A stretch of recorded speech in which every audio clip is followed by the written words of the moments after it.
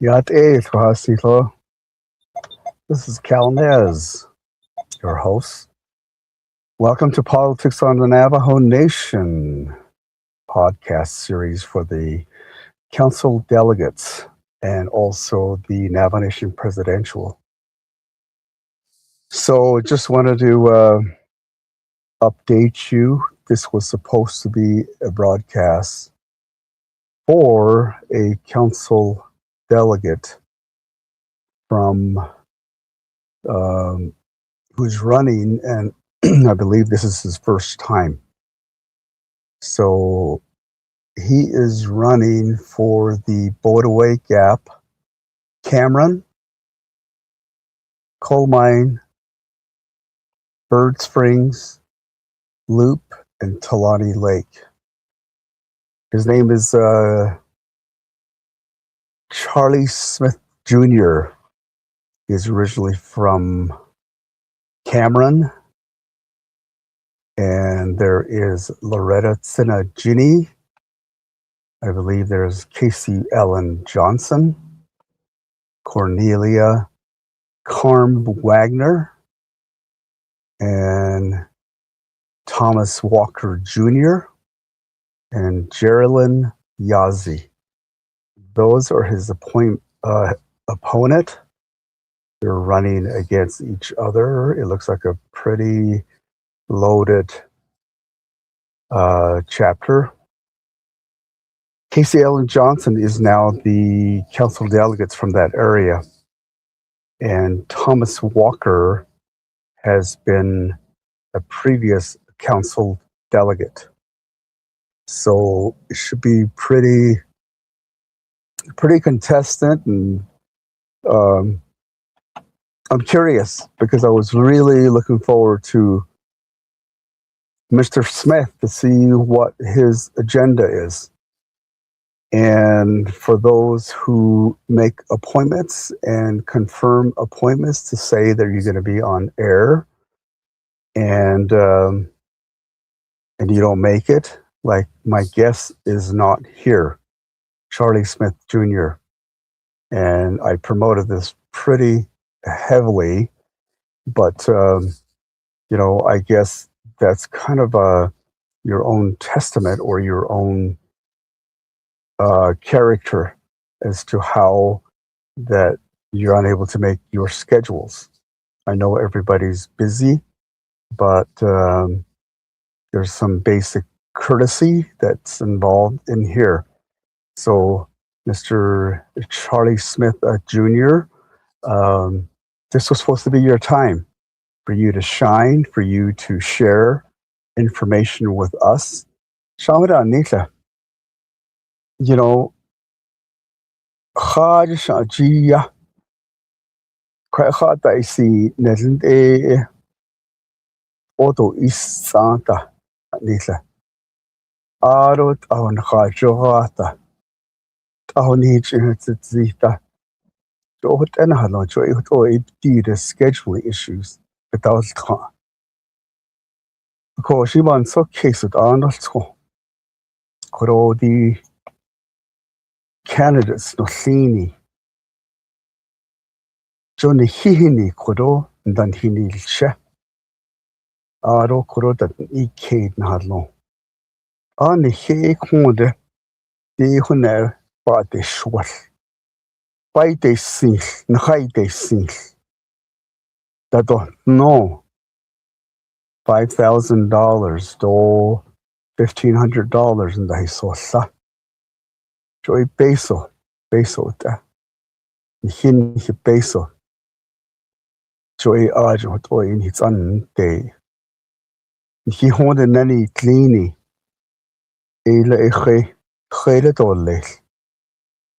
Even though I'm not a member of his chapter, I think there's some vital information. Ada.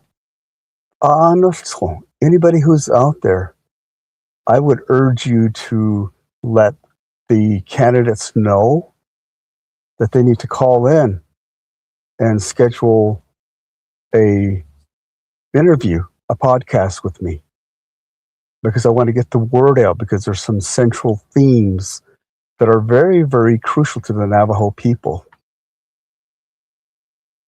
Ako di ikitahosne, bestahosne.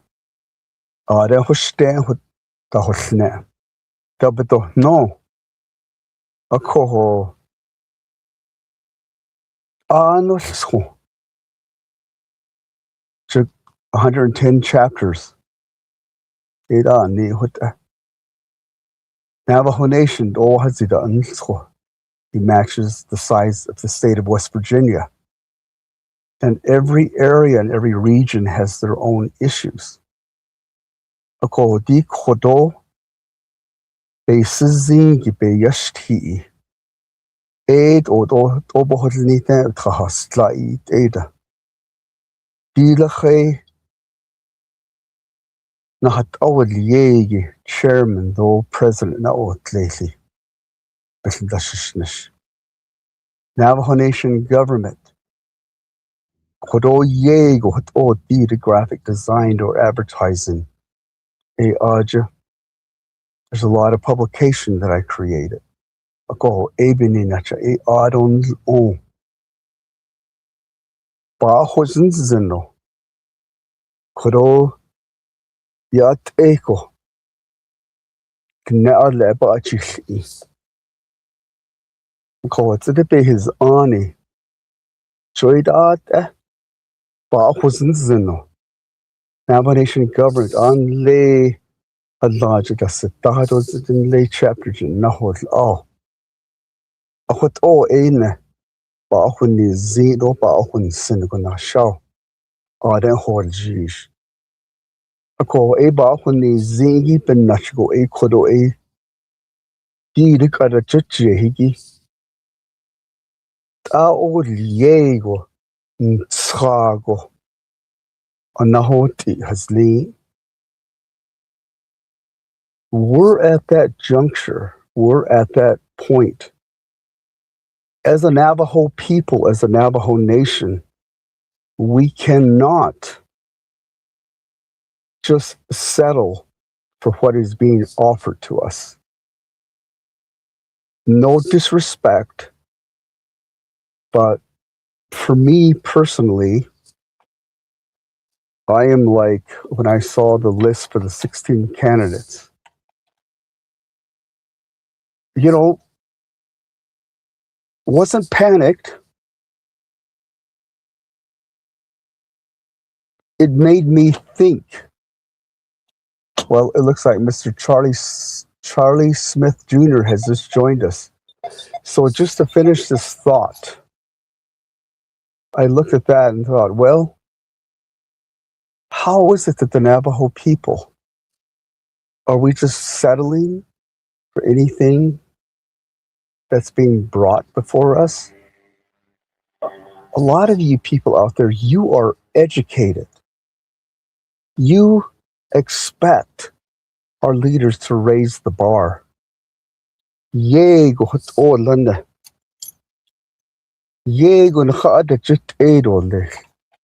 Enough of this. We know that. We have heard that narrative before. We don't want to hear that anymore. We already know the problem. We're looking for solutions. This podcast.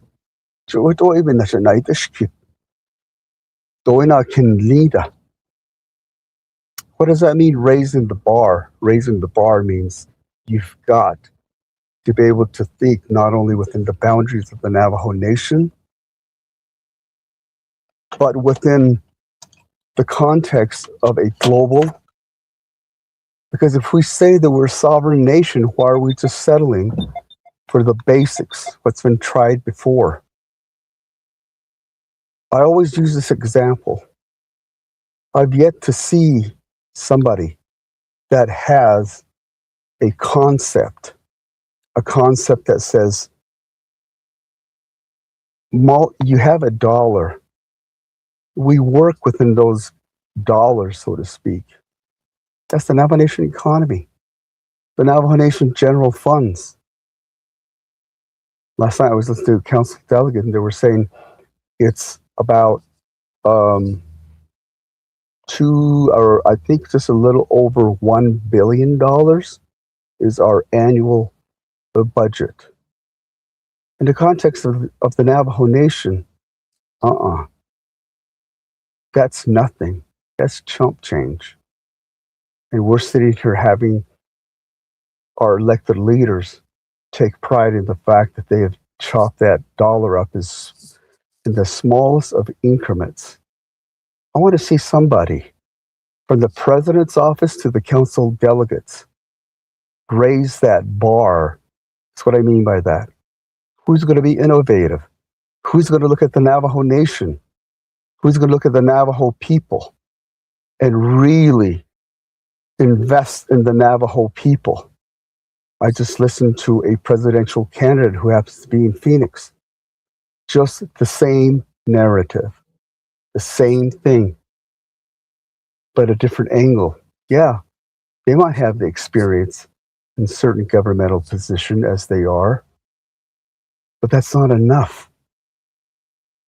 How are we going to take that dollar and multiply it and make it 2 and 3?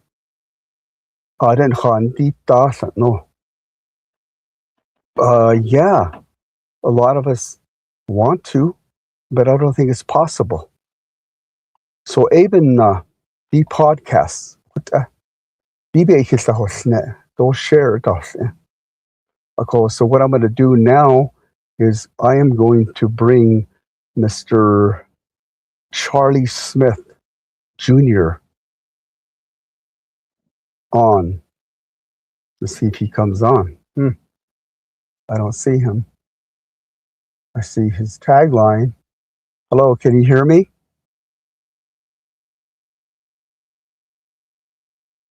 You're not with us. Hello? Turn your camera on. All right, hold on. Loading. And that's what We're one of those far fringe places here. I'm sitting on a hilltop. Stand by here. It says loading. Oh, okay. Well, let's just, as it's loading, we're into this about maybe 12 minutes of the broadcast. So you're listening to Politics on the Navajo Nation podcast. And today we're doing another segment for the Navajo Nation Council Delegate Candidate series. This podcast, those that are listening, to see how that these new incoming or want to be elected candidates, these new candidates who are running, laid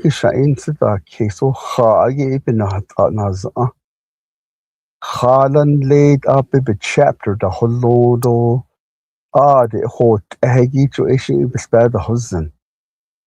they have their own chapters and they're going to go in there and execute what they need to. What this podcast is about is that once they get to Window Rock, the picture changes. Not only are they responsible for their own chapters, now they're part of the Navajo Nation Council. The first session to their final session. How are they going to conduct themselves? How are they going to vote? Because here's the thing. No matter how anybody puts it, no matter what the situation is, the Navajo people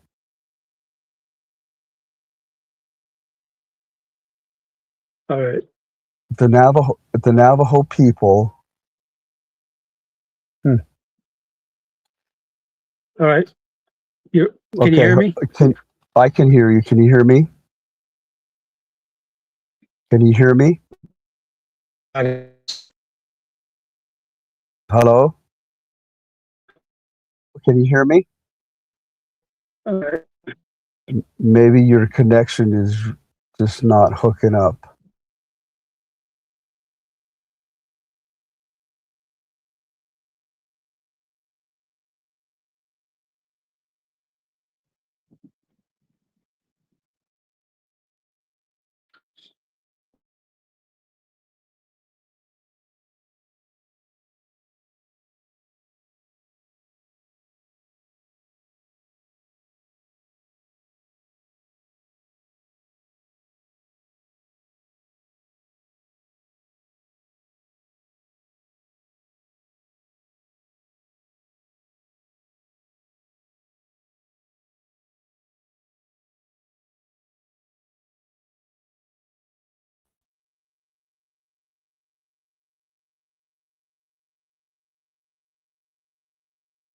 Hello?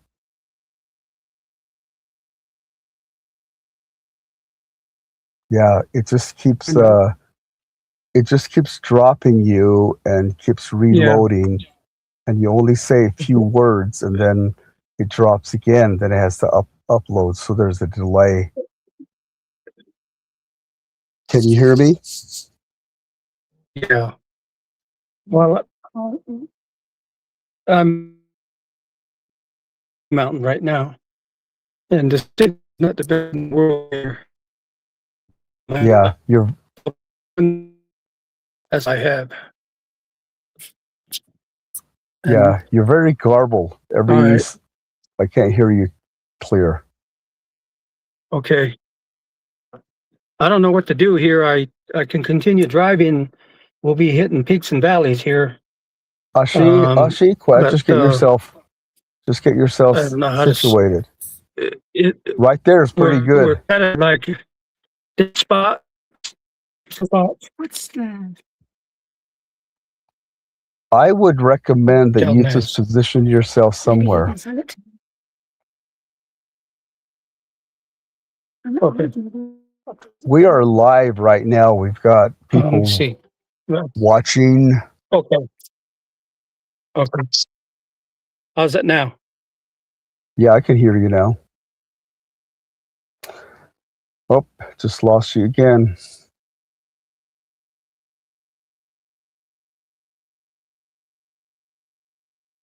I'm sorry, folks. I'm trying to get this gentleman on the podcast. Okay, we have a big problem. We need to have the Navajo, these elected leaders, we need to have a higher expectation of them. And that expectation is how are they going to take $1 and multiply it, put the Navajo people to work. Not only, I'm not saying to be an employee of an industry.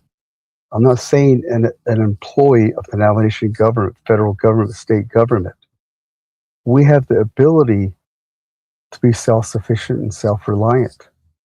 Joy kong a kong hata il kit she kong ka skit. Khelo hot o hot to al. Khelo hot o ye go ye. Ya yas kit o le. Ye go ya not eat o le. Accordingly, council delegates, they make it to Window Rock and the picture changed, like I was saying. They don't have that. What I'm going to say is, I think pretty much true. I think maybe at least one or two or maybe three at the most of the council delegates that are in office right now have any type of a business experience or business know-how. The Navajo Nation is a big corporation. You have a corporation, you got to sell it, you got to sell your services, and you also got to sell your products. What are those? These are things that are being said. How many times have we heard that?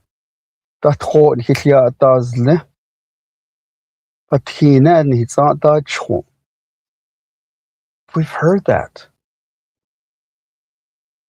Auto senior citizen. I know that those problems are there, but what are you going to do collectively across the board? What are you going to do, you as the president? You are the CEO of this large corporation, if you can understand what I mean by if you compare it. This Navajo Nation government is not just a government. Yes, we're being subsidized by federal dollars. Because right now, the truth is this. The Navajo Nation government,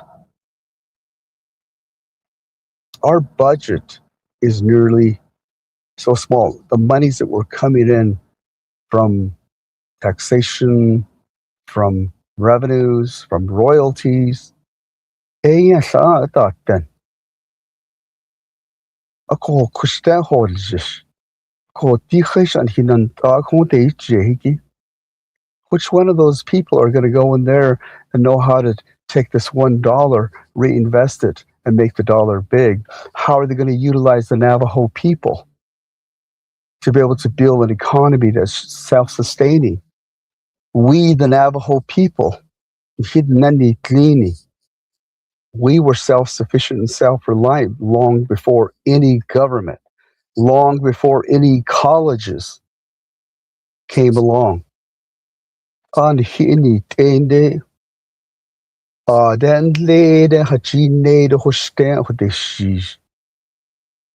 The hostan got this sheet and the con. Area got it only Washington to the neat in the chapter house. Says so eats it. Edo tago. Katishini ran hitler's eye. What equal? Ako. Chicago what? You know, I bought a house in Salt Lake City, Utah. It was my home. It was my own. I took care of every aspect of that house. The window broke. I didn't go to City Hall. That just is not right, because what that's showing is that we have been trained to be dependent on the government. They're going to represent the government for us.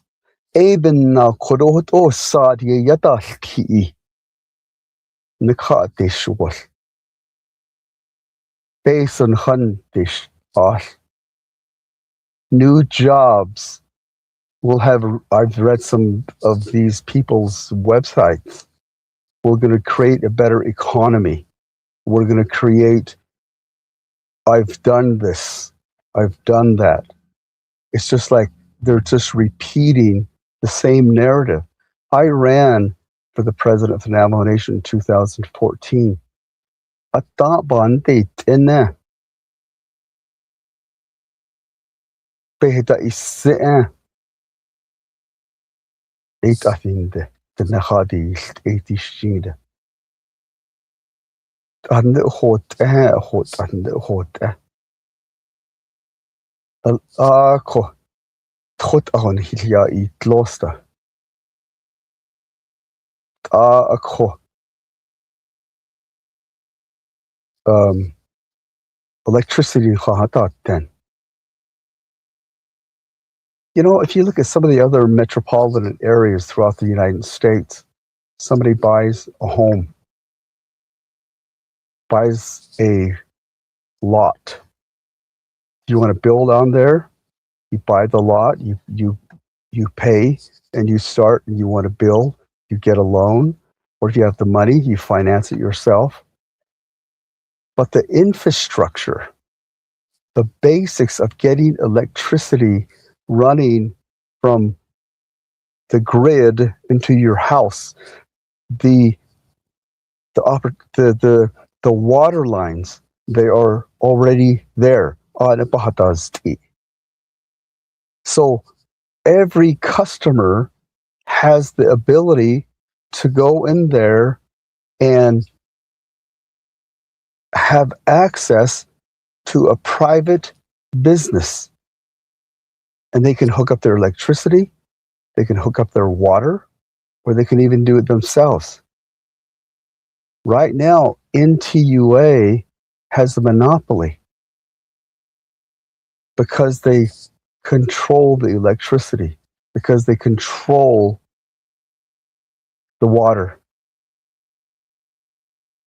you have to go through them.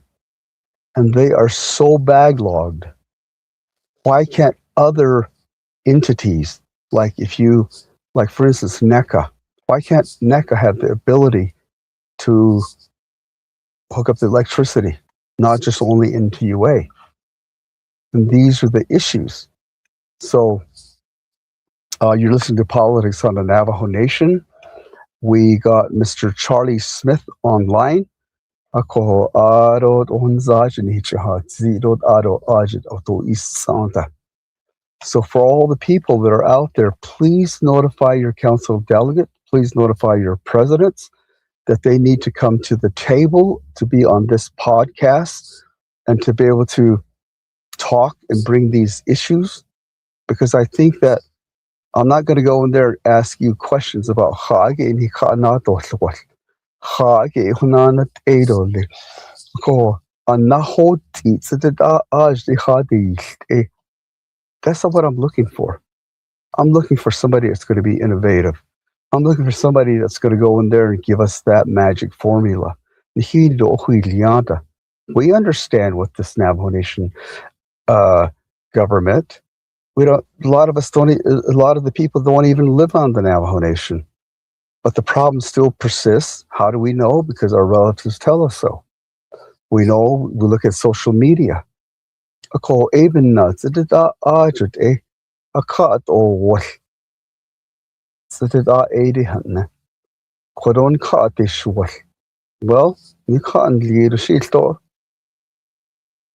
I think it's got to be just beyond electricity, beyond water, beyond the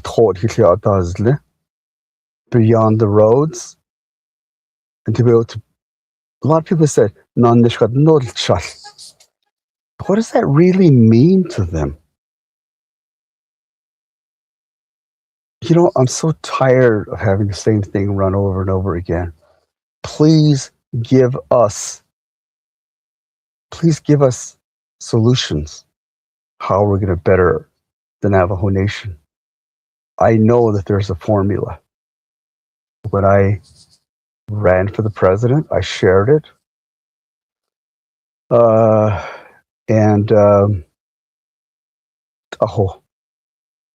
think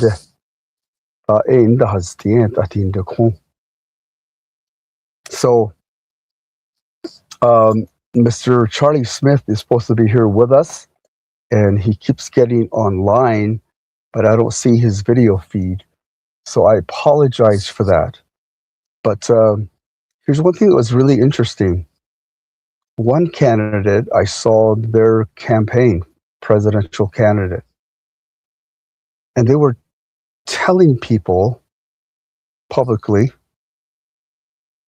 that they were responsible for getting rocket launches, providing satellites, and also servicing the Hubble telescope.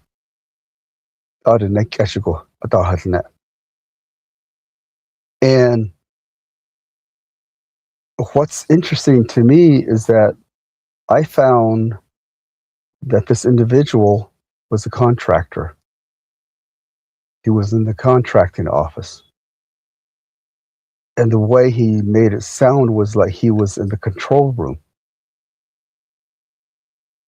And public record, he was never in the control room. He did not have anything to do with rocket launches. He did not do anything with satellites. He didn't have anything to do with servicing the Hubble telescope. Now, because he was the contracting officer, I'm sure he bought products and other elements that contribute to the rocket parts or the satellite parts. But that's a whole different technology.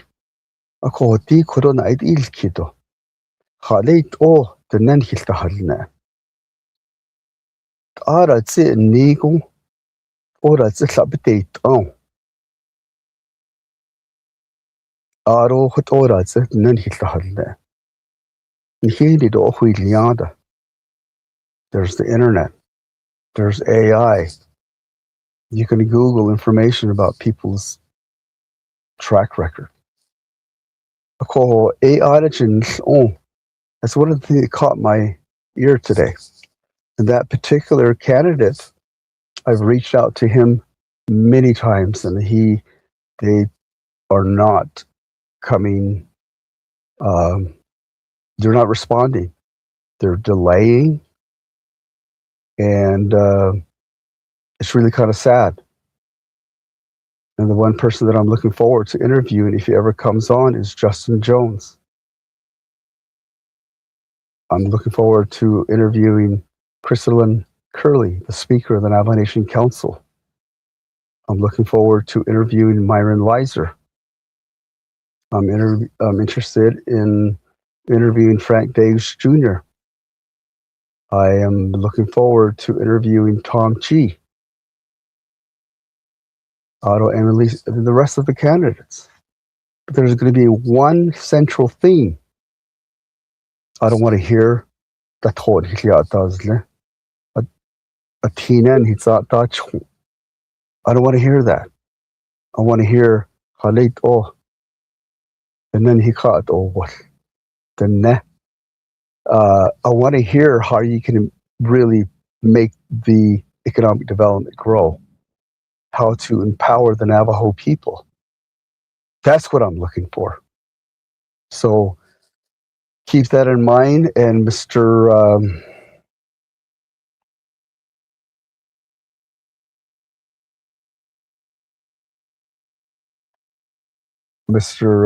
Charlie Smith, he's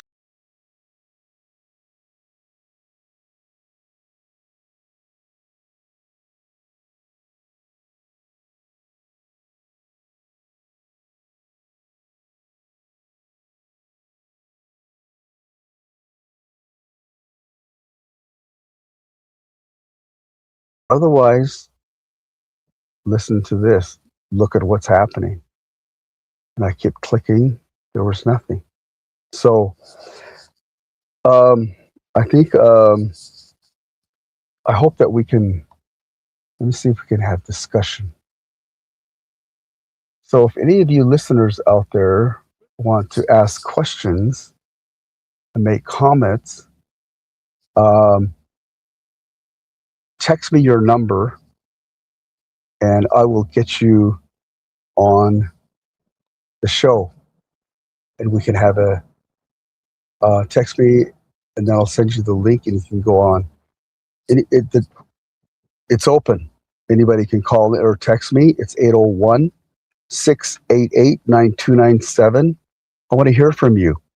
And I want to bring you on the podcast.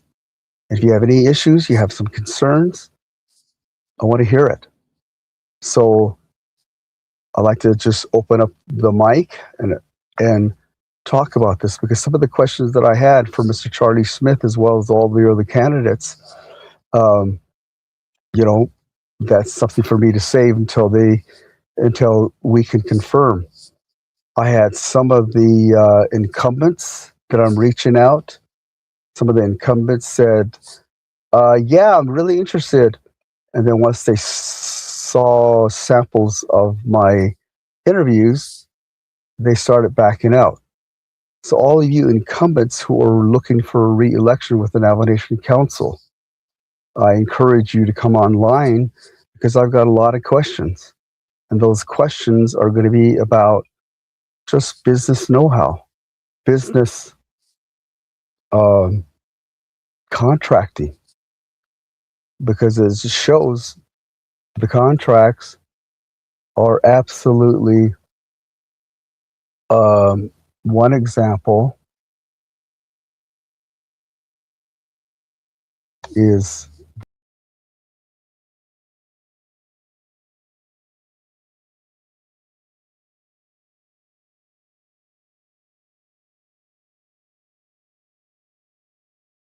situation with these non-indigenous people coming in, selling their, like this. Can you imagine the little puppy? She would say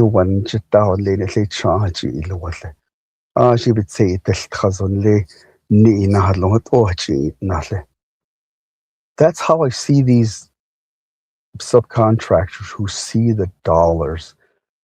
They want to go in there and whimper to us, and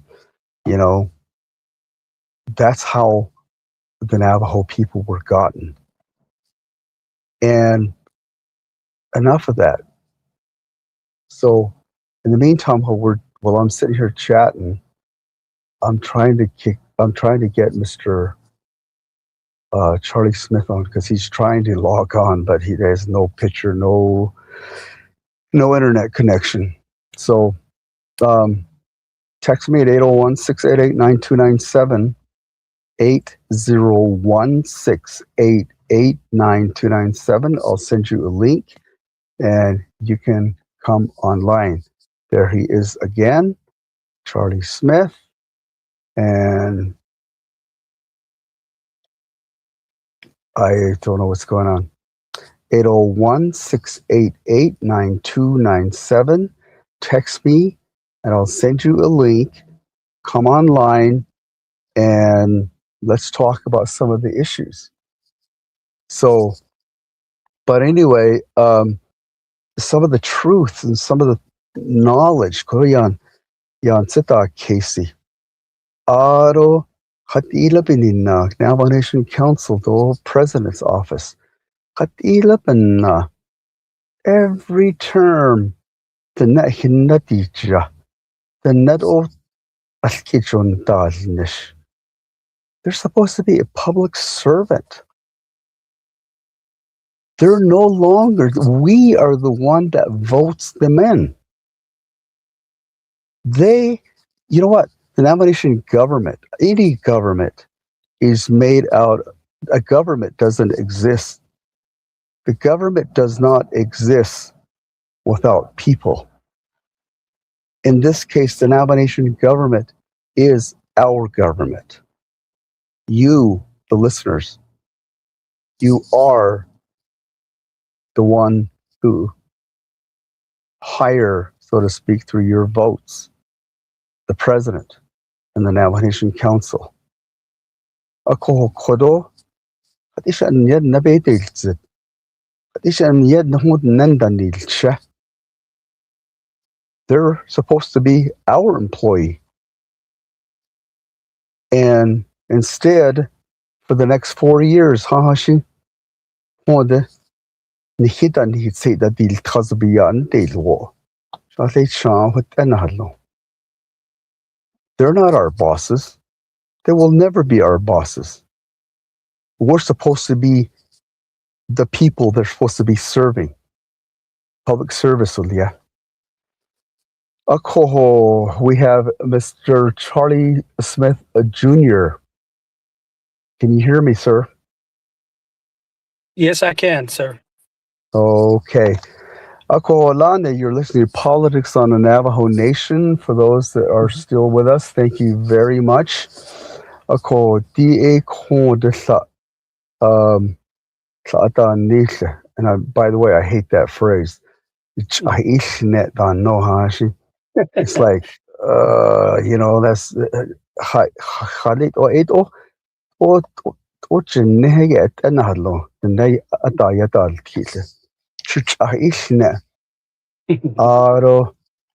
so anyway, these candidates, the council delegates, Mr. Charlie Smith, the Hashin so sad Lini Ekorobetisi. In spells and dole, so Hatilabane teen dole. So 8 obetai, called Obohodniko sad. Behita is. Remember, I ran for the president of the Navajo Nation in 2014. Ane Beyata Ti Aro Con de Tide Dishjid and Ako, Nayana Dilke, that Hon Hitlia Dazle, Senior Center Dutch Home. The list goes on. Cecil sits on chapter house to Doshika Yeda. We've heard all of that. Ako dide binina kodo a interview a shlagi adan hishlagi a kodo night ishkit. Lay chapter house in or chapters in Hitlahas. Should you be elected when edahan tao a she arch in ain't bells and chapter hashit o nagado. But the whole chapter present she told in K the she arch the hodlo ain't spelhosen. Ado equado e di na haiko e quo the sin dado lish. Ado e quite o it the nebbish deal jo e arch in nasilla. Could e do e could e be de zins go stop e yan kito I should ako it about Ako di kodoba nashtini e lahot. Later and should you win the tao nana da isnilla. Wonder rock ni yao. Kadeto 808 chapter representing inigi to a de nasalada do le. Ako di she that a le nor Eastern Agency, Chicadahat, Inigi. Northern Agency, Central, Fort Defiance. Joy Coet at Bikitin Idole, Chuhaladi legislation. Suddenly, some of your cohorts that are going to be there, they're going to vote. No, green light, red light. How are you going to represent not only your chapters, but how are you going to go into the Navajo Nation Council? The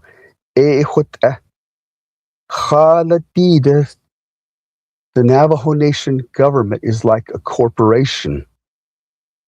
The Navajo Nation government is like a corporation. It's a big business. It's a billion-dollar business. You're going to be one of the board members, so to speak. If the president is the CEO, then the council becomes the board member. At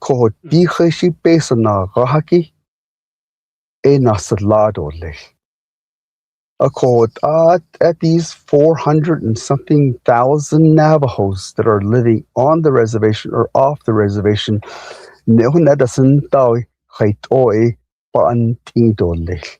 beyond your chapter.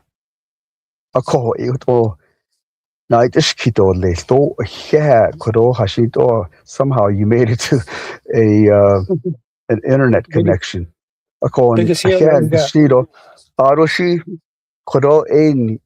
Your personal information.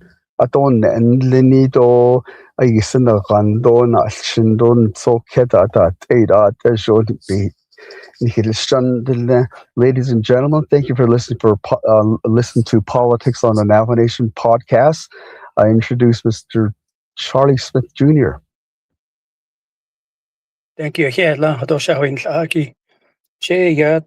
Smith Jr. That's it. Kia anin slota ba chain do na kaidene that's do nagani that's another. Ado should late father is Charlie Smith Sr. from Kaibito, Sylvia Mexican from Gray Mountain. I have 7 siblings. Selena, many children. Used to be well known for her radio broadcasting, Calf Country and KTNN and KDJI and Holbrook. I have one brother, Larry Smith, Lucinda Faye, Joe, sister Sally Manson, sister Sarah Hendricks, sister, and Sherry James, sister. Though I'm an in-law to the Tsídii community. My wife is Vernice Smith, formerly Wagoner. She's a Tsinigine and To'ii Achini. That's who I am, and I'm a 2-year post-Vietnam veteran and 43 years of law enforcement. 23 of it was actual patrol. Patrolled. I also used to teach in the basic training in To'ii. I also helped with the Navajo County at MPC at Tsinigine.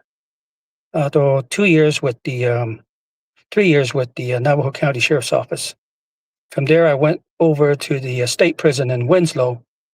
20 years Ishla Nadine. Retire Ishla Ado. The same thing I did. I used to teach over there, basic training, mostly on physical fitness, self-defense, tactical driving, pursuit driving. Tsinigine, AD Hodashananish Ishla. And after that, I ran for the chapter presidency at Cameron, and Cameron is a non-certified chapter located Sana de Lenley Zelabe Bigacha, the Grand Canyon of the Tsinigine, Quaggy. And at the time, a Leupp do Tolani Lake do Bird Springs do Coalmine, Cameron, and Bodaway Pizza. So we're basically the biggest. We're going to be the biggest district after it's all said and done, because Bodaway is the biggest chapter of the Navajo Nation, and that's who I am, and I'm excited for the job. Hope to get elected, and will do the best I can as a delegate for the Navajo Nation. Yeah. So let's talk about name the locations, the chapters. Mhm. Yeah, Cameron, near between Bodaway and or Tuba City and Flagstaff. Though Tolani Lake Inlay, Bird Springs, Bigate, near Dalcon, and that's a an area, and then Bird Springs, Bigate, on the near Winslow. Though Leupp near Flagstaff. Though Coalmine Inlay 264 Tsinigine into Winderock, a coal mine. And by the way, Ayandle, just north of Cameron, it extends into Lee's Ferry, along the Colorado River and the Little Colorado River. So it's a big chapter. Right. So the incumbent now is Casey Ellen Johnson. Oh, And there's total of 7 candidates in from your is it district, right? Yes, sir. Okay. All right. So council delegate candidate, and he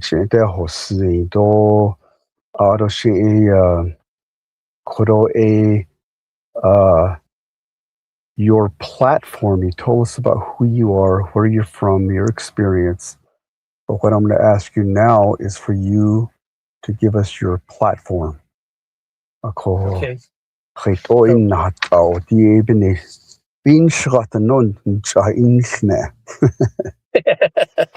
Yeah, my sombrero.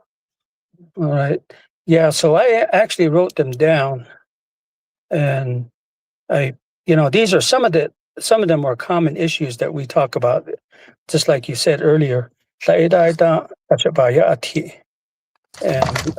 that's been ongoing for years. Those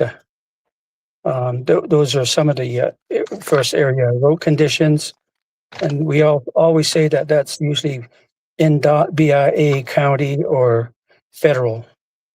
although we talk about drought as well. And then managing feral horses population. And then also grazing permit management, Title III, agriculture, livestock. And that's usually controlled by the Federal Code 25 CFR 167. That's pretty much an ongoing issue too. And then some illegal dumping, grazing officer oversight. What do we do? How do we improve the grazing officers' positions, and also the home site lease processes, LGA certification, Title 26, 20 years. It's been put in place 20 years ago. Some chapters are certified, and some chapters aren't. And how we're going to get them towards certification. Support for veterans is another one. And I'm a veteran, so these are some of the areas that I support. And then housing challenges. The Navajo Hopi Land Commission, former Bennett Freeze areas is in some of them are in my chapter. Escrow funds, though. And then some of the other areas is police response and detention centers. Many of these issues have widespread impact and continue to affect all chapters across the Navajo Nation. And then some other areas of openly discuss or fixing the, looking at the tax policies, dual taxation, how to improve, encourage business development on the Navajo Nation, updating the Title II, enhancing the structure, checks and balances, the authority of the Navajo Nation government. And then since I was a police officer, looking at the modernizing the traffic code, taking a look at it and see if we need to modernize those. Revising Title 17, addressing the consent decree of detention facilities, strengthening the incarceration of violent crimes or violent criminals, and also looking at the pay structure for the officers that are working the benefits, fringe benefits out at Tsídii, and then try to foster trust within the community through leadership, retention and recruitment, improving police response, maybe cross-commissioning with counties and states, peace officer standards and training certification, pay, bonus incentives, and trying to build trust between law enforcement and the communities through leadership, accountability, transparency, training, and cooperation is essential. We've had 3 division directors that were let go, and we have the 3rd one right now, Dolores Grayeye. She was a corrections the division director, so now she's a public safety director. And then and then another one is food security, a priority by investing in farming, livestock management, responsible stewardship of wildlife, supporting agriculture, maybe getting back to farming, producing our own fruits and veggies, beef, mutton, and then trying to reduce reliance on outside systems and strengthen our local economy. And the last part is the political issues, focus on what works best for our people rather than local and national political divisions, trying to look at traditional Navajo policies, emphasizing community support, shared responsibility while considering broader political ideologies that may not align with our own life. And a lot of those things go into fundamental laws and peace making. So that's what my platform is. And I put down, if elected as your council, I will do the best to address these issues. And again, the feasibility and dedication and integrity. And then the visibility. The visibility is going to be tough because we're going to be expanding our district and adding Bodaway is going to really be a huge district, all the way from Winslow to Lee's Ferry, pretty much close to Lee's Ferry. Yeah. Yep. Okay. Okay, Lana, for all of those that are with us and joining us from the off of Facebook and also from YouTube, you're listening to Politics on the Navajo Nation podcast. I'm your host, Cal Nez, and we have our guests that are people that are just joining us. We have a Navajo Nation Council delegate from Western Agency, literally on the edge of the Navajo Nation on the western side. And they're like, I guess, the edge of Grand Canyon. So, you know, there's a certain, he gave us who he is, what his experience is personally, and then what his plans are. Okay, then again, I want to just re-emphasize the fact that this podcast is focused on with this platform, window rock de yiniyago. Ako To'ii nahata sa adole. Aro To'ii collectively across the board based on your election, based on your votes on these legislation. Let me ask you, as you well know, no disrespect, Mr. Smith,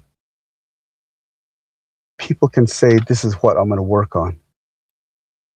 They talk about veterans. Okay, great. They talk about Navajo Hopi Land Commission. Great. Business development. So I'm going to take it one step further. Let's talk about veterans.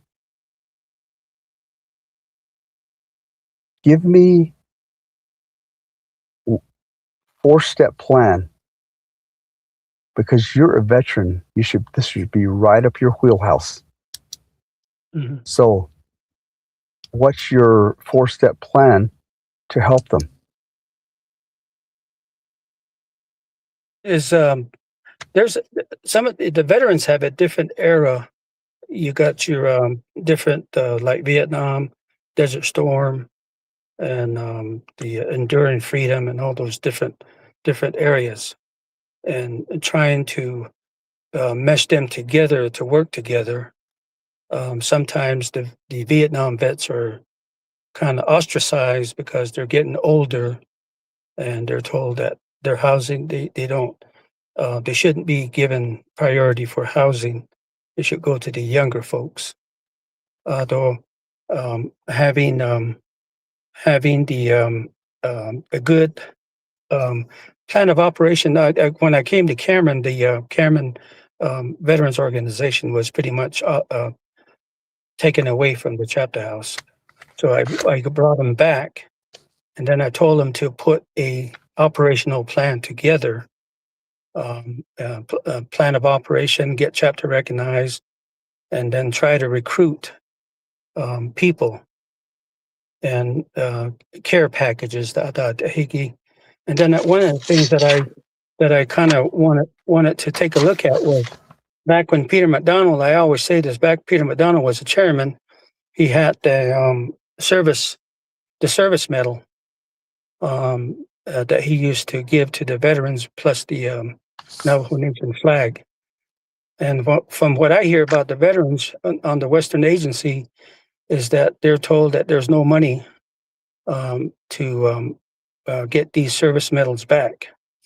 And some of them want that, the younger generation. Some of the Vietnam vets have got the service medals, but the younger ones want a medal to be recognized. So, and just working, I know they're under Title II, so it's kind of like a political, they're like a political football, and trying to have them work together. So those are. I hope I got the 4 plans there, and just teamwork and getting people to work together and be a team rather than trying to work against each other's. Okay. Ako dida jo lay every part of the Navajo Nation veterans you the different branches of the military that go all the way back beyond the Vietnam War. And unfortunately, some of our code talkers are now, they're nearly gone. Aro she hustanhutis, aro dishjida. Ako Ada, jo peso ako nil Ada ani. Nahoti, that's no secret. So technically speaking, Judges, the Navajo Nation, we didn't declare war on anybody. The United States government declared war. They participate in war. They offer with payment and incentives for our people to join the federal government, to these military. So they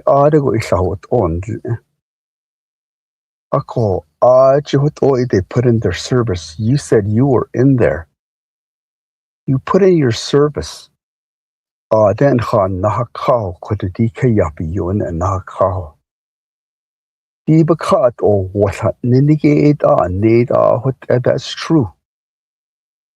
Neda council delegates in legal. Height ban edolil, meaning the federal government that's the Navajo Nation that's basala Kajigushan don.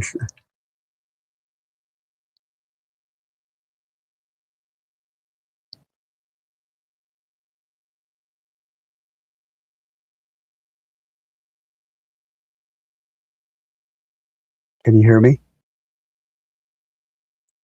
I lost you.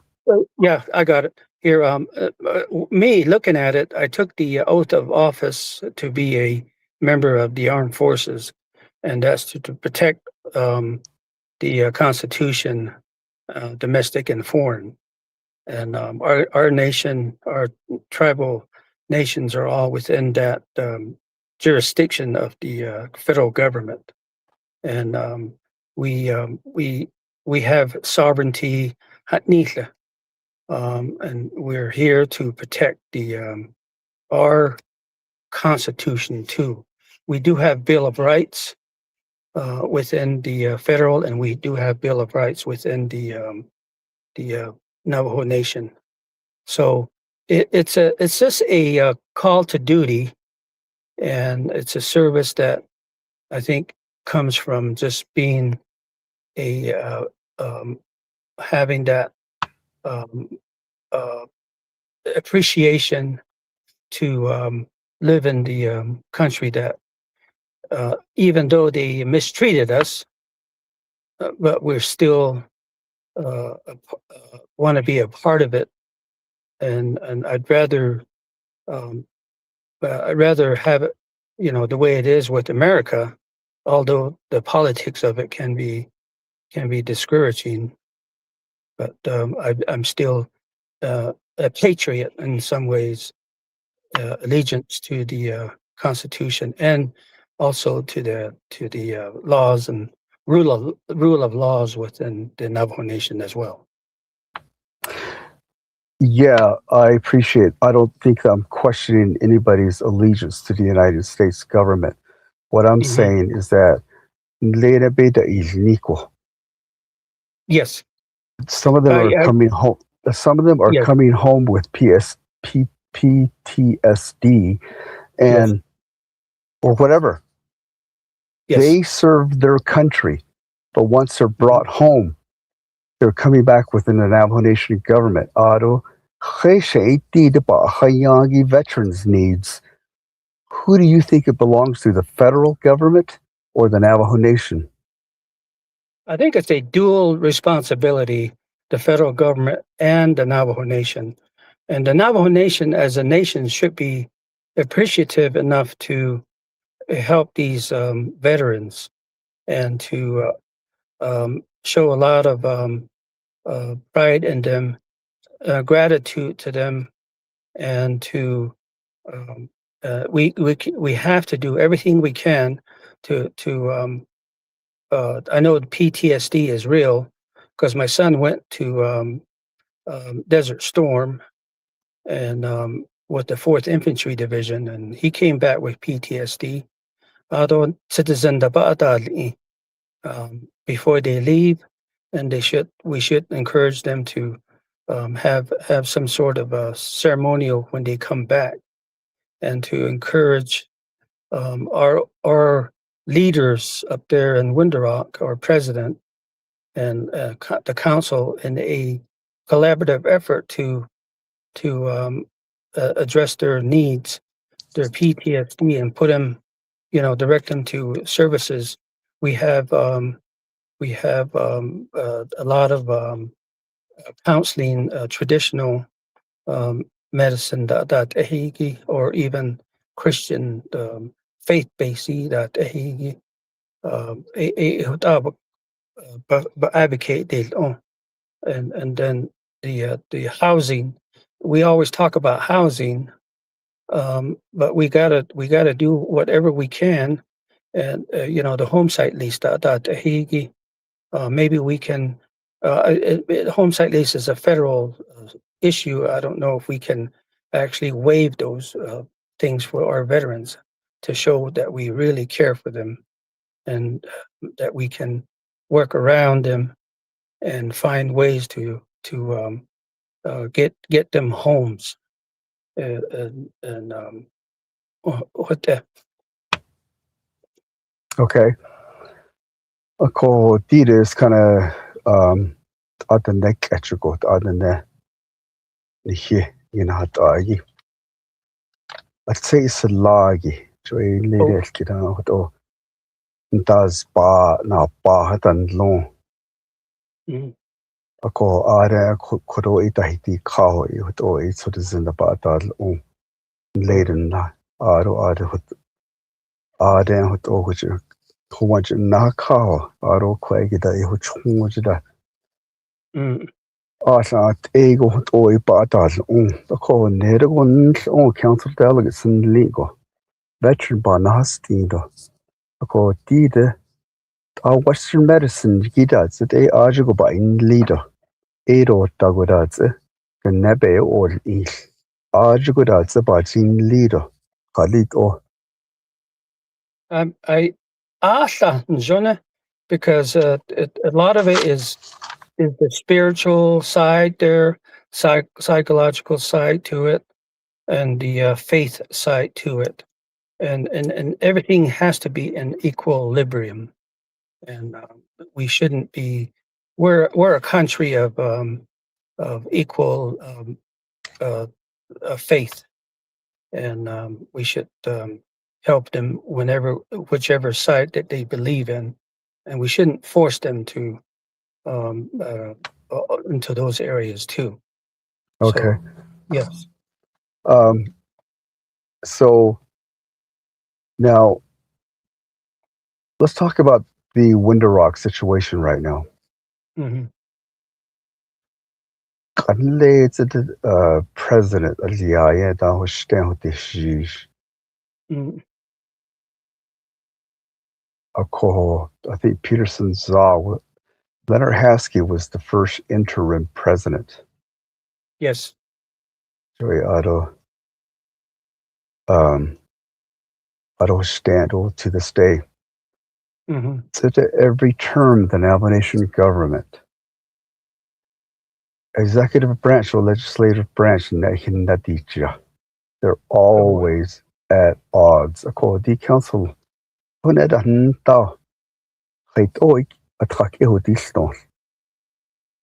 again, I was asked that question at a chapter meeting. How are you going to handle this? And I basically told them, you take an oath to protect the rights of the all the constitutional amendments, Bill of Rights, Constitution.A. And then the number one thing is the rule of law. And if you stand fast to those principles, and try not to do your best to get away from the politics of it. And I was embroiled in the 1989 riots, and I've learned that your allegiance to the Navajo Nation is paramount to your political views, and you don't want to be caught up in the politics of it. You make your decision with courage and integrity, and once you raise your hand, you're making an oath. You're promising that you'll have trust, you'll have accountability. So that's the way I would see it, regardless of you're losing your popularity or you lose your. Some people are politically and motivated, but you have to hold to your side and your allegiance to your oath of office. Yeah. Well, still, whether you have that philosophy based on yourself, there's got to be a solution. Three-branch government. Oh, but it's not equally balanced. exactly.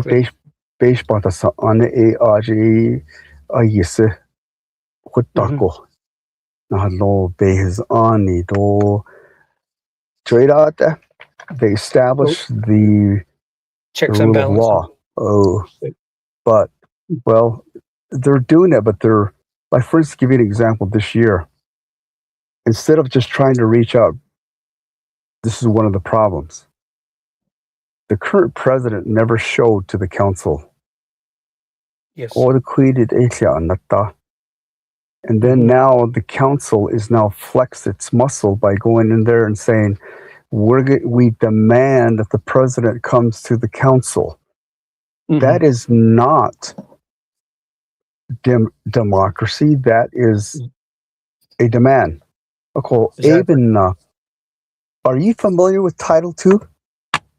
I'm looking at Title II. I know Title II enhances structure, checks and balances, and the authority of the Navajo Nation. And I know that Title II was put in place after the 1989 riots, and some of it also, the LGA system of government also derived from that. So the king concept, the chairman concept, the authority concept, and they were trying to fix it, but I don't think they grasp the idea of it now. It's basically we're back to the how it was before, and that's what I was telling my constituents over here. We're really concentrating on the president right now because they have their own political views. They'll use maybe their engineering degrees or their PhDs, and the council delegate is kind of minimized, and they're out there being put in the front. But when it comes down to it, the council delegates are the ones that have the ultimate checks and balances in place to, if they have courage, they can do their job properly. And you see what the United States is going through too with Trump and the legislative and Senate. So it boils down to courage and integrity. Yeah. So who should have the courage and who should have the integrity? The council. So if they do that, then how does that affect the resolution of the conflict between the president and council? They're going to have a peacemaking kind of a get together and kind of identify I don't think Title II perfectly identifies the powers of the president and the powers of the vice president and the speaker and the delegates. They're the ones that do legislative work. They vote for, put laws on the books, and the president has the power to approve it or veto it. So there's got to be a system where they have to compromise, I guess, and try to work together. And right now, it's not. If the Navajo Nation did they demanded to the Navajo Nation Council to really truly make the Navajo Nation government a true equally balanced. Mhm. Would you support being a council sin legal auditor sin tao the nekwado hey show kadeti the three branch government do kita kadets at the Yego council delegates? You're going to have to relinquish some of your power and truly make it equal. Nita, would you stand behind that? Sure. I sure will, and that's part of your, I've lived through the Constitution as a police officer, as a veteran, and holding an office, you uphold that principle and oath. Okay. Viva. Now, Mhm. the last subject. Mhm. This is what you brought up, which is business development. Mhm. This one is really my passion. Mhm. Halati. Later, let me just kind of give you my perspective. Mhm. Later, 1868, not so son the United States government, once you agree to this treaty, you need to lay down your arms. Ado ni chaha. Ado titan hosh in ko inlay reservation kwege in kaya ka no ino. It's just a federal government need clinic medical healthcare will provide that for you. Oh. Auto education, Mhm. auto infrastructure, Mhm. auto that we give you this land, but we want to run like interstates, telephone, whatever infrastructure for the state. We'll run it through. And ako aren hiskote yayu wate edi nani klini. We were self-sufficient. Yes. We were self-reliant. Mhm. Aren khas tuidon hit shoya aren bedin ka. Do a chapter go bitch na ho ti khadle ho do a chapter go that is eaten a Oh. do a bitch do a shakat or what no na has khan Mhm. they did their own thing. Exactly. Chiya atiko ntalje. Mhm. To choho ingo that they skado that they studo to the khashib away pehito. But they still were self-sufficient and reliant. Mhm. Ako this shida. I listened to other social influencers on Facebook. Sa askidan le boarding school da inil khada. Mhm. Sitati gahat sida 8 yata cha nila. Mm. That's where we're at now. Mhm. Hat ilban not an hints atan si kesod an higenil zildo leli. Dobenil an hallen. Mhm. It's the way that the system is set up. Mhm. Which is bringing me to this business development. And Mhm. it's one thing just to say business development, but let's get into some finer details. Business shahidi orlia.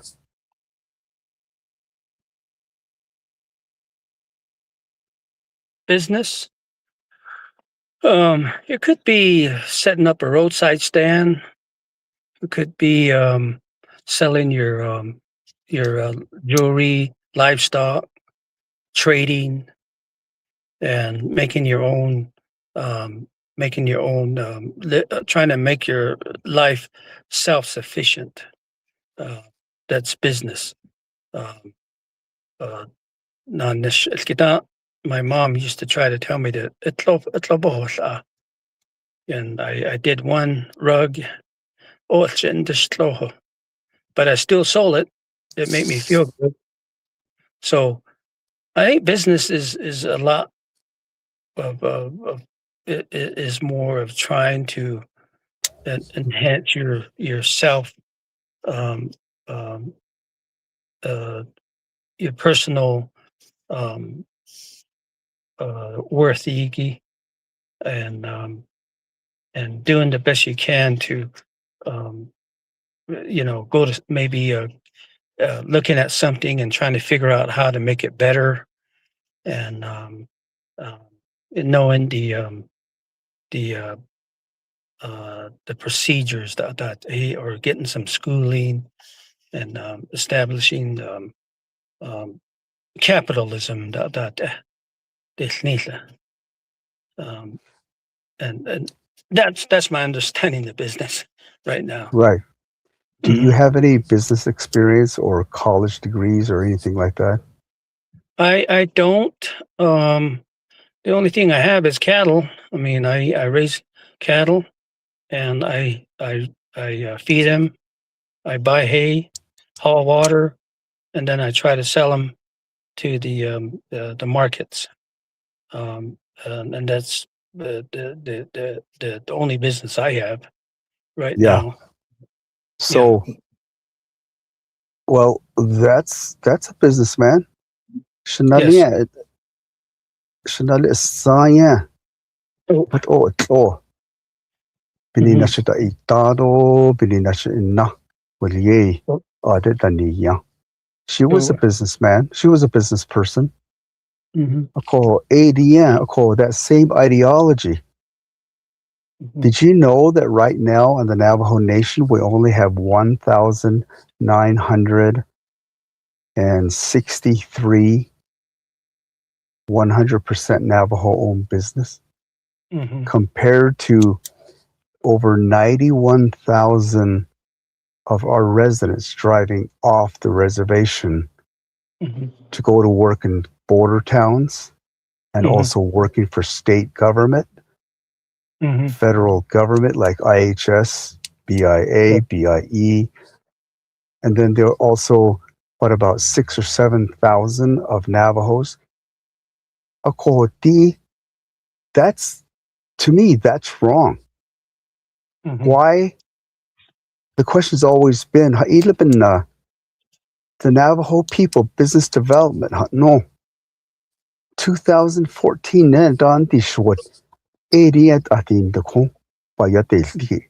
and we still only have less than 2,000 Navajo business.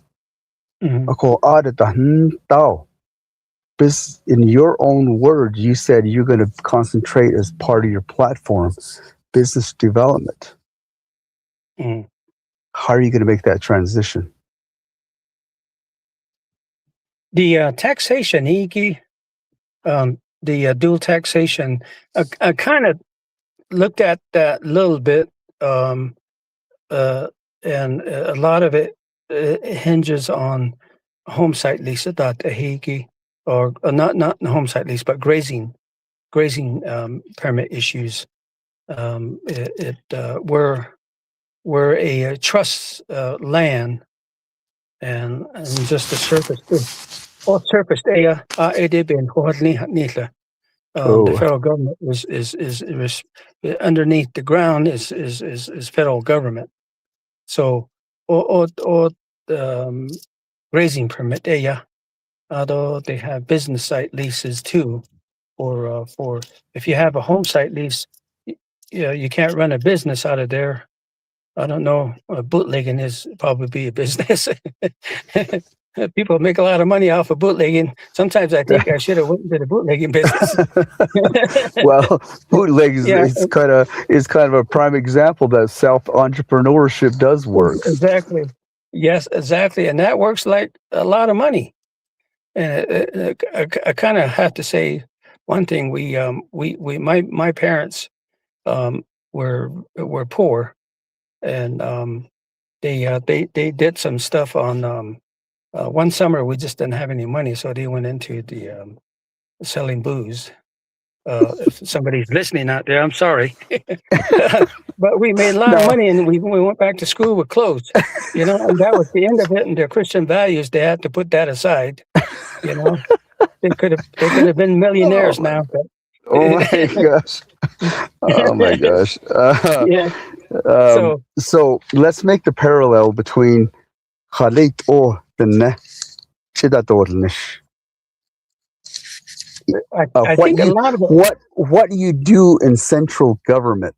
Wonder rock Yeah. dan no dit ahis. Lebi lada azlingo. Yeah. It affects I your area. It affects your area. So how do you intend to make that happen? Shaban, that's okay. So the grazing area, Tsídii, trying to work something out, because not a lot of people don't have sheep and grazing areas anymore, and that kind of stops a lot of the development. And everybody says Mother Earth, but they have illegal dumping that they do on their property or their grazing areas. So just kind of looking at trying to fix the grazing permit issues, because that covers home site lease, business site lease, and development that Haiti, like the alternative energy, solar units and hydro or the wind turbines that Haiti, and those things. AD nel that's in general by negotiating with the federal government, because they still have a trust responsibility to take care of us. So I think just trying to work with the federal government, and at the same time trying to work with the tribes to somehow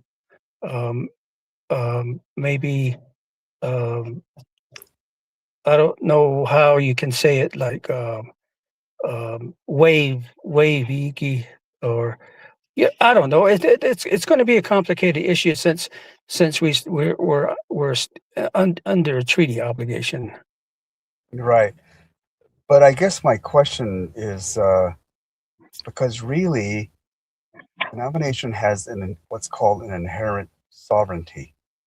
Mm-hmm. And that sovereignty gives us a certain responsibility that I think every presidential candidate, as well as council delegate candidates, they need to understand that.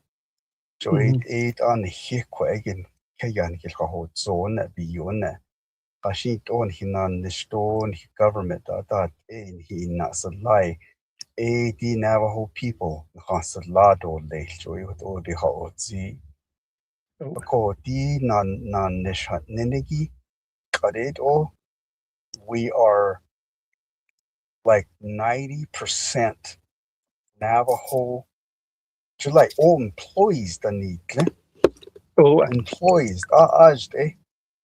Like I said, there's only 1,963 that are business people that are registered with the Navajo Nation.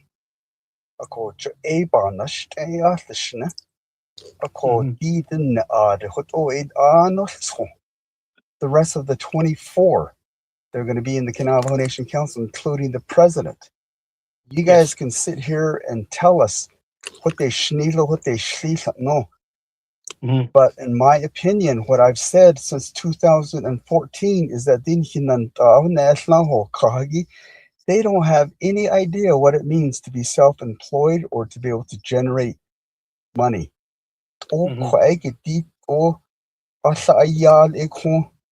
just kind of an example.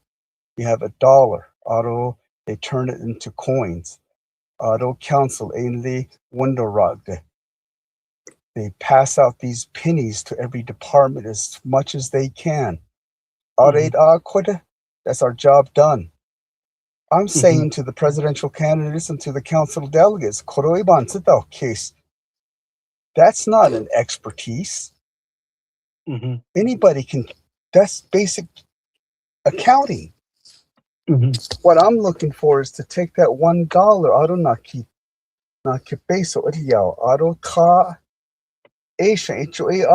this economic, that's economic development. Exactly. Yeah.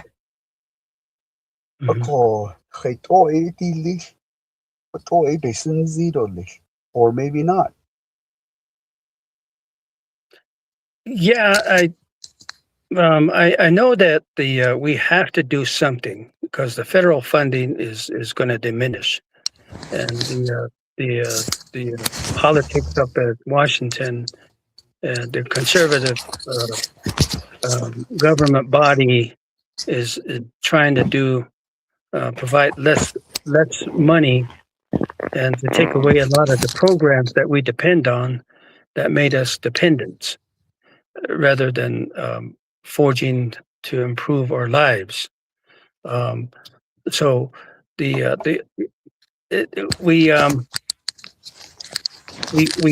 to take risks and like I said, take a look at the tax codes. I don't know how the tax code system is set up right now, where dual taxation, and businesses are scared to come to the Navajo Nation, and the money that we get, about 90% of it stays in Window Rock, and maybe 10% goes to the chapters, 110 chapters. So I guess it's kind of complicated there. I'm not a economic major guy, but I'm just thinking that we have to take a look at the how we need to get off of the dependency, because someday they're going to pull a rug on us. They're going to take away the treaties, and if the reservation opens up, private companies are just come in and start drilling and taking what we've been trying to protect. Yeah. Okay. Speaking on the same line, how are you going to protect the integrity of the Navajo Nation when, let's take 2 instances that happen on the Navajo Nation. Should another one come along like this under your watch?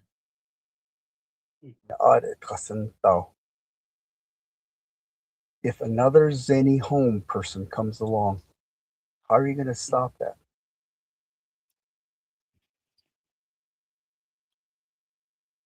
You're going to have to, I don't know, take a question the you're going to have to, just like being a police officer, you're going to have to question, interrogate, and to try to look at why or who's going to benefit, and look at the person's background. What I used to say was, Boo came in on his platform was he was engineering, and he had these experiences, but there's favoritism that probably happened, and he gave a lot of the funding, the ARPA monies and all these monies that we had to his buddies, so one can enrich themselves before they leave office. And the council we're not in a position to enrich ourselves. for the president, it seems to be a lot easier to walk away with, with more money in your pocket, so to speak. So I would do a lot of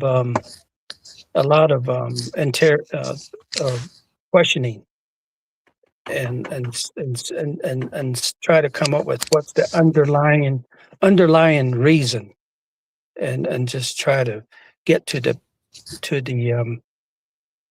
intent. And is it beneficial? Is it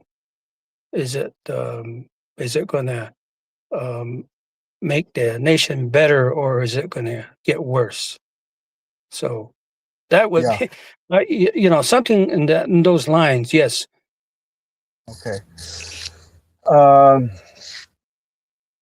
This is really important because every nomination council delegate and every council, every president, every division directors, the whole Navajo Nation tribal employees, they need to understand this particular law that I'm going to bring up since you brought up business development, because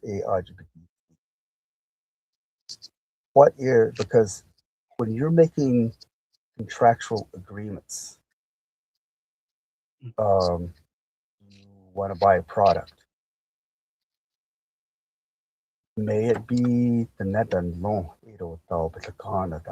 whatever business or contract,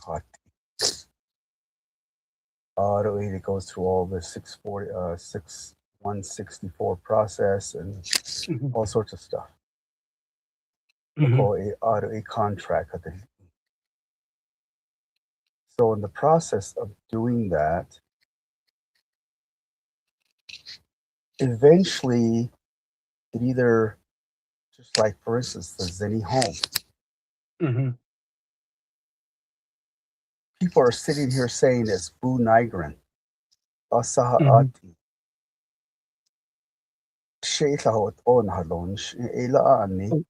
but Exactly. also the council delegates. Exactly. Because whoever packaged that $700 million into one, I call it 24,000 or 50,000 or 50 million for the Tsídii home, a bit in that overall budget. I call aid. The council approved it. Yes. So Crystalline Curley and the rest of the council, they're 100%, unless the ones that voted against it, they're also responsible just right along with the judicial branch, along with the president.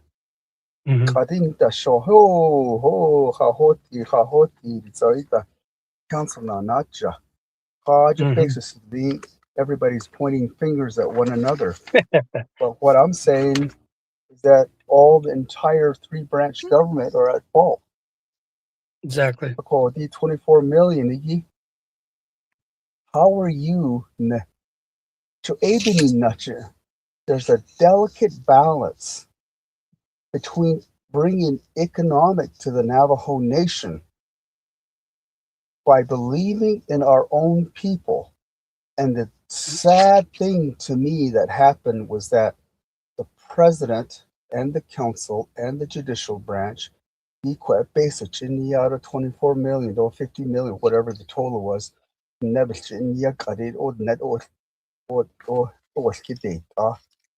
now whoever's running for re-election, I think I'd like to get him on board because these are the same questions that I'm going to ask them. Exactly.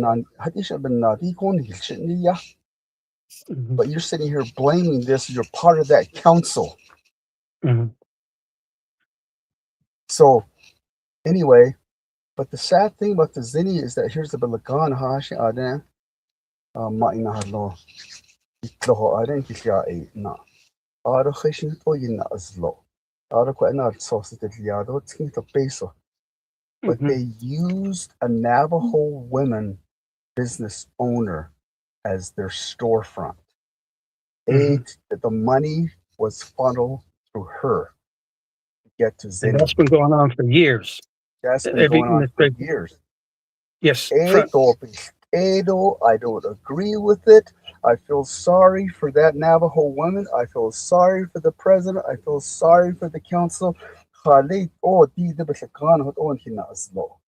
So, in order to change that paradigm, so it's all Navajo government working with Navajo people, the Navajo government needs to believe in their own, that if anything, that money should just go on directly to that Navajo woman and let her develop it, not pass it on to a non-Navajo who didn't even have any equipment, who didn't have anything. I think this is in your area. Snowflake. Or maybe, so Yeah. are you familiar with, because you need to be familiar with this law, because this is going to dictate the future of your election if you are elected. What is the Navajo Business Opportunity Act?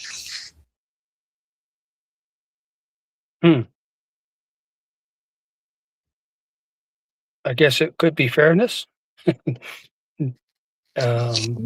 There's probably a policy in place, and you know, the procedures, and I was kind of looking at one here the other day that I was trying to write down. I don't have my notes with me right now. There's a tier system that one has to follow, and I think I heard that they waived that or something in the council here a couple of days ago. Yeah, well, see, I'm not going to tell you what it is because that's something you need to study. Sure. In terms of empowering our Navajo people. The answer is all in there. Navajo Business Opportunity Act. Learn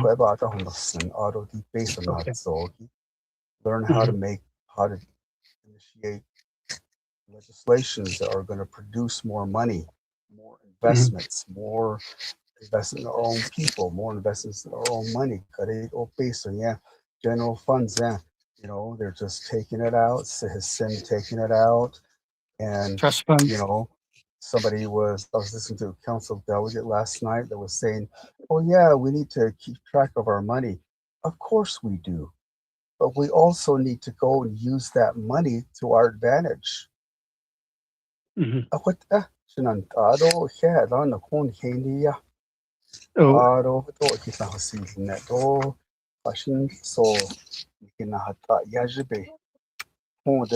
Navajo Nation, because this broadcast goes all over the world. Okay. And everybody's going to listen to it.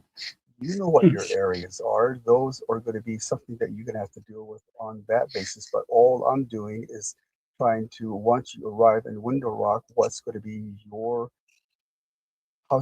how's your integrity going to be based on what it is that's beneficial to the overall Navajo people. So,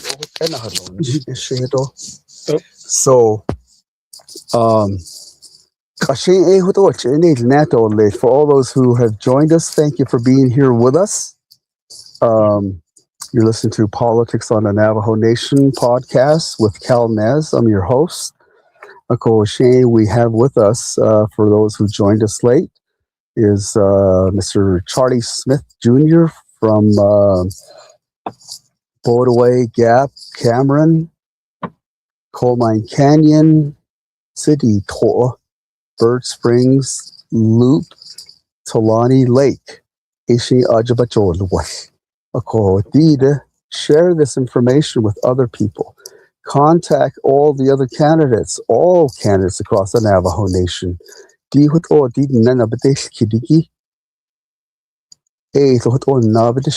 So I'm going to give you 5 minutes, Mr. Smith. Talk to your constituents. Closing comments. Thank you, sir.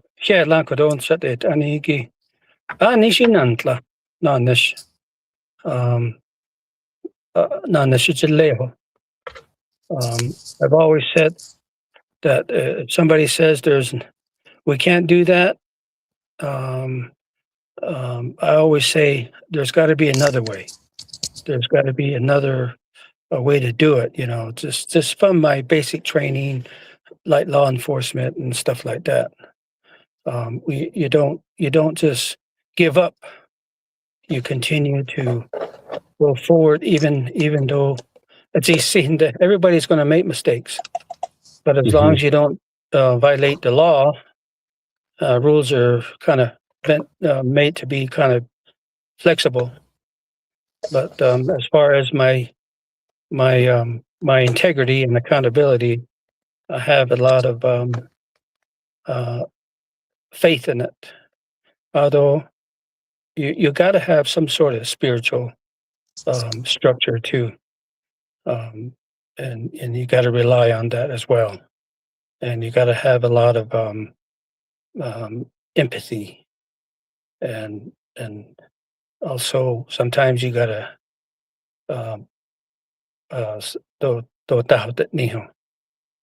you got to say, okay, Abiga, I'll, if I don't have the answers, I'll try to get it for you. I'll go research it, just like you told me about the business, the one you talked about as far as the business is, and you research it and you look at it and try to be honest with everybody. So that would be what I would say is I'm committed to working with everyone, regardless if they voted for me or not voted for me, regardless of their race, their religion, their ethnicity, regardless of who they believe, who they worship, who they are. We're all in it together. And if elected at council, I will do my best to address all the issues and serve our community with dedication and integrity. So, I see Bahasti to capital and be be there when you say you're going to be there. Try to be available and try to come up with ways to make your job easier. And I know that's going to be a big area to cover, but there's ways that we can make it better. Maybe through increasing the council size, video and audio technology, Zoom, like we're doing right now, and then maybe having a break, like the Congress and legislative, giving the council time off so they can visit their constituents. And I'm not in it for the money. I know $23,000 is okay, and I'll be out there trying to advocate for 4 years and do the best that I can to help my constituents, because I believe in teamwork and trying to get things done together and not working against each other's. And a lot of chapter houses, they're fighting each other's and they're not communicating. And we're just going to have to get there and say, hey, you guys need to get together and work together, try to work together and not fight each other's, because that gets us nowhere. So that's what I would say, sir. And I appreciate your talking to me and asking me questions. Ado that's not sangi. The engaging he do left kodo. Naso. And always pray for our leaders, pray for our pastors, and pray for everybody, and work and have faith. Yeah. How do people get in touch with you for your campaign? Yeah, through my campaign, I got a Facebook page called Smith for Council Delegate on Facebook, and then just my regular Facebook page, Charlie Smith, and I got all my the things that I talk about in there, so they can get a hold of me and on that. Okay. Viva. Agushina, thank you. Kehalan Dakota, Mr. Charlie Smith Jr., a candidate for the Navajo Nation Council from his area where he talked about his chapter. This is Politics on the Navajo Nation podcast. My name is Cal Nez, and thank you for joining, and have a beautiful day. Oh, yeah.